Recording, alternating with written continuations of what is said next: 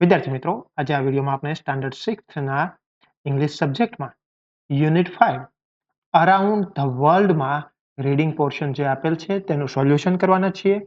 તો ચાલો આપણે સૌપ્રથમ પોએમ જોઈએ. આઈ વિશ, હું ઈચ્છું.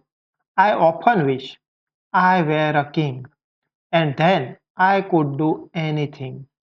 અહીં બાળક કહે છે, મને ઘણીવાર ઈચ્છા થાય છે કે હું રાજા હોત, અને જો હું રાજા હોત તો હું મારી ઈચ્છા પ્રમાણે કંઈ પણ કરી શકે. If only I were king of Spain I would take my hat off in the rain. જો હું સ્પેનનો રાજા હોત તો વરસાદમાં પણ મારી ટોપી ઉતારીને ફરે. અહીં બાળક છે એ પોતાની કલ્પનાની વાત કરે છે. If only I were king of France I wouldn't brush my hair for aunts. જો હું ફ્રાન્સનો રાજા હોત તો હું મારી આન્ટ્સ આવે ત્યારે પણ વાળ ઓળતો ન હોત. I think if I were king of Greece I would push things off the mantelpiece. જો હું ગ્રીસનો રાજા હોત તો હું મેન્ટલ પીસ એટલે કે સગડી કે ફાયરપ્લેસ ઉપરનો જે સેલ્ફ હોય એના ઉપર મૂકેલી વસ્તુઓ નીચે ધકેલી દેત. If I were king of Norway I would ask an elephant to stay. જો હું નોર્વેનો રાજા હોત તો હું હાથીને મારા મહેલમાં રહેવા માટે કહેત. If I were king of Babylon, I would leave my button gloves undone. જો હું બેબીલોનનો રાજા હોત તો હું મારા બટનવાળા ગ્લોવ્સના બટન બંધ કરેત નહીં. If I were king of Timbuktu, I would think of lovely things to do. જો હું ટિમ્બુક્ટુનો રાજા હોત તો હું મજાની અને સુંદર વસ્તુઓ કરવાની કલ્પના કરે. If I were king of anything, I would tell the soldiers I am the king. જો હું કોઈ પણ જગ્યાનો રાજા હોત તો હું સૈનિકોને ગર્વથી કહે કે I am the king, હું રાજા છું. હવે આન્સર ધ ક્વેશ્ચન્સ.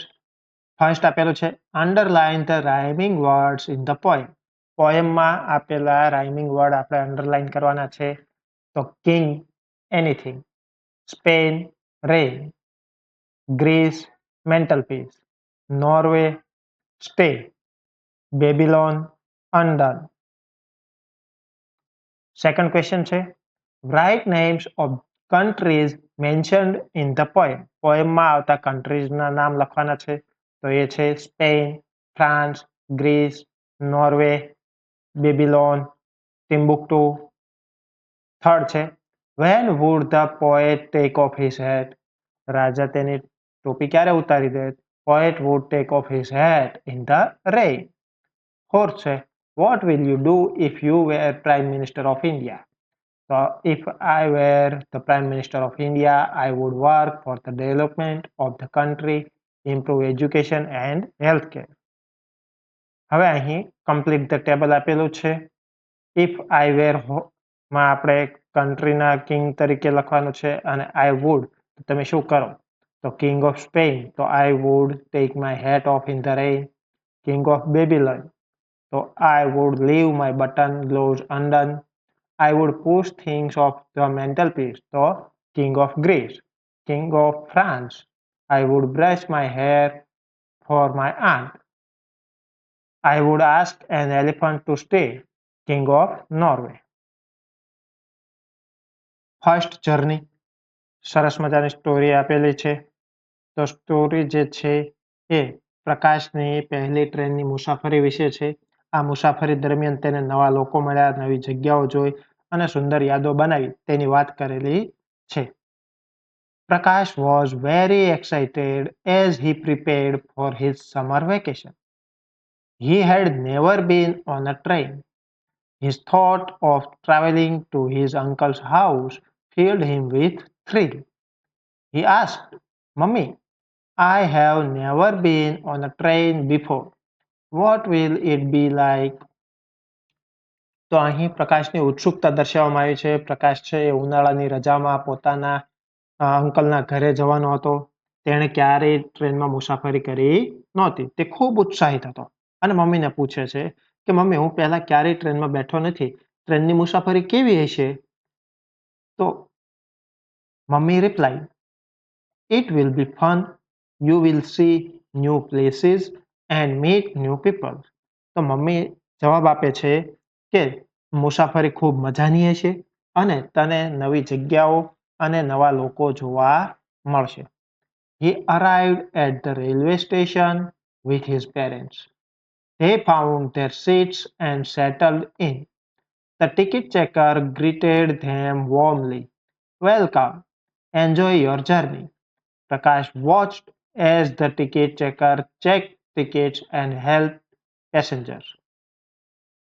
હવે પ્રકાશ છે એ પોતાના પેરેન્ટ્સ સાથે રેલવે સ્ટેશન પર પહોંચે છે. તેઓ પોતાની સીટ શોધીને બેસી જાય છે. ટિકિટ ચેકર તેમનું સ્વાગત કરે છે અને ટિકિટ ચેકર જ્યારે ટિકિટ ચેક કરતા હતા અને પેસેન્જરને મદદ કરતા હતા તો તે બધી બાબત છે એ પ્રકાશ જુએ છે. Prakash saw rivers, mountains and villages. "Look, mummy, cows grazing," he exclaimed, pointing out the window. હવે મુસાફરી દરમિયાન પ્રકાશ બારીની બહાર જુએ છે તો તેને અ, નદીઓ, પર્વતો, ગામડા, ગાયો ચરતી હોય તે આ બધું જોવા મળે છે અને તે ઉત્સાહથી મમ્મીને કહે છે, "જો મમ્મી, ગાયો ચરી રહી છે." તો આ બતાવે છે કે પ્રકાશ આસપાસની દરેક વસ્તુને ખૂબ ઉત્સાહથી નિહાળતો હતો. નેક્સ્ટ જોઈએ. During the journey, Prakash made friends with fellow passengers, including a boy named Raj. They played games, shared snacks, and laughed together. Hours passed quickly, and soon the train reached the station. His uncle welcomed them with open arms, warm smile, and loving hugs. The family spent wonderful days together, exploring the town, playing games, and sharing stories.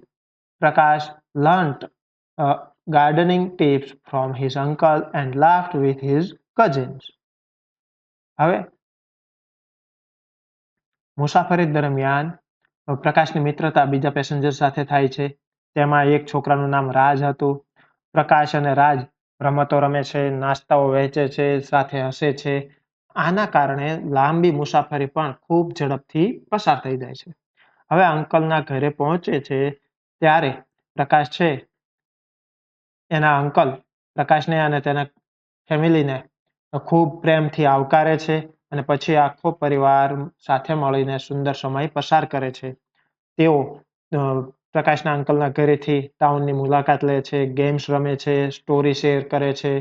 Prakash gardening શીખે છે અને તેના cousin સાથે હસી મજાક કરે છે. When they prepared to leave, Prakash realized that travel isn't just about reaching a place. It is about the people, experiences and memories. તો મુસાફરી પૂરી થતી વખતે પ્રકાશને એક સુંદર વાત સમજાય છે કે મુસાફરી માત્ર કોઈ સ્થળે પહોંચવા માટે નથી. મુસાફરી એટલે નવા લોકોને મળવું, નવા અનુભવો મેળવવા અને સુંદર યાદો બનાવવી.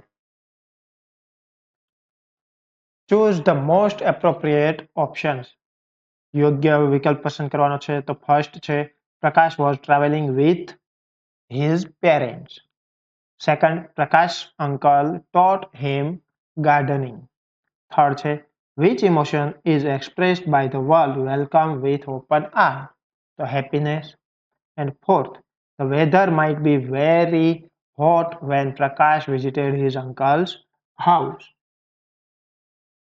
Question answer છે ફર્સ્ટ છે where was Prakash traveling to? પ્રકાશ ક્યાં મુસાફરી કરી રહ્યો હતો? Prakash was traveling to his uncle's home. Second છે what did Prakash see outside the train window? Answer થશે પ્રકાશ saw rivers, mountains, villages and cows grazing outside the train window. Third, describe your memorable travel experience. My memorable travel experience was a train journey with my family. I enjoyed seeing beautiful places outside the window. Fourth છે what new things would you like to see on a trip? I would like to see mountains, waterfalls, rivers, historical places on a trip. Fifth, who is your favorite travel companion? My favorite travel companion are my parents and my family. હવે અહીં GSRTC એટલે કે બસની ticket આપેલી છે, તો તેના આધારે ક્વેશ્ચન આન્સર આપવાના છે. તો ફર્સ્ટ છે, what was the total fare from Ahmedabad to Baroda? તો અમદાવાદથી બરોડાનું ભાડું કેટલું છે? તો એ ટોટલ ફેર થશે 190 રૂપીઝ. તો આપણો આન્સર થશે બી. સેકન્ડ ક્વેશ્ચન છે, M K Sharma seat number was? એમ કે શર્માનો સીટ નંબર શું હતો? તો કે ટોટલ સીટ છે 1 અને સીટ નંબર કયો છે? 7. તો અહીંયા આપણે 7 લખીશું. Where did M K Sharma board from? M K Sharma ક્યાંથી ચડ્યા હતા? તો journey from Ahmedabad central bus stand. તો અહીંયા આપણે અમદાવાદ સેન્ટ્રલ બસ સ્ટેન્ડ લખીશું. 4. The bus ડિપાર્ટેડ at? બસ ક્યારે ઉપડી? તો ડિપાર્ચર ટાઈમ છે 9:15 અવર્સ. તો આપણો આન્સર થશે સી. ફિફ્થ આપેલું છે, M K Sharma travel by Volvo class. True કે ફોલ્સ? એમ કે શર્મા છે તો એ વોલ્વોમાં મુસાફરી કરી રહ્યા હતા. તો અહીંયા આપણું સેન્ટેન્સ છે એ થશે ટ્રુ. સિક્સ છે, ધ પીએનઆર નંબર.